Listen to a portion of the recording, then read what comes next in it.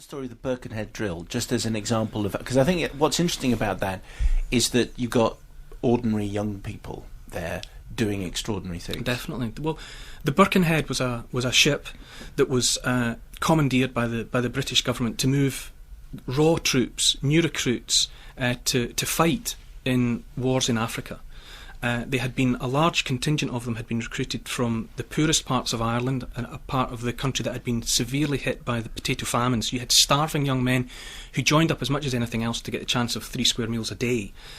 They get on board the Birkenhead, it sails to South Africa, it's nearing its destination. This is also in the second half of the 19th century. It hits a rock and the ship begins to sink.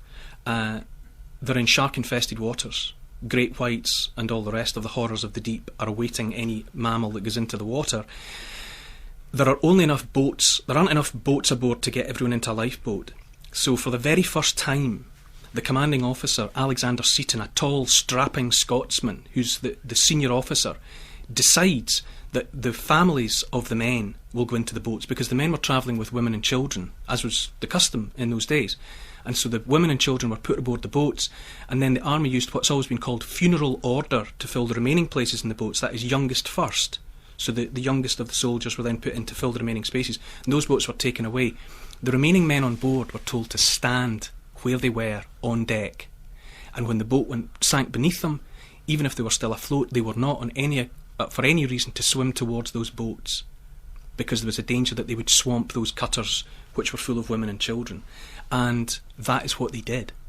The men went down into the water, and with no exceptions, they did not swim towards the boats. There's a famous incident where the cutter with some of the women and children, and it came back because the women were insisting that they go back and try and rescue someone, and the youngster, Ensign Russell, who was piloting the little boat, was told that the father of one of the families was in the water beside them. He jumped into the water, insisted that that man take his place, which he did, and then Ensign Russell, who was 19 years old, was taken by sharks. Every woman and children on the Birkenhead was saved, and the cry, women and children first, which we now sort of take for granted, is more properly described as the Birkenhead drill, and it was established by those men and boys on that ship that day. And the Emperor of Prussia was so impressed when he heard the story that he insisted that an account of it be put up on the walls of every barracks of his army, because that was the standard that he expected of his men. So those boys, men and boys, they saw it as their duty to make sure that the women and children would survive this situation. It wasn't a question of, I am stronger, I am fitter, I can fight for a place in that boat and I will survive. They saw it that the greater good was the preservation of the women and children, and that's what they did.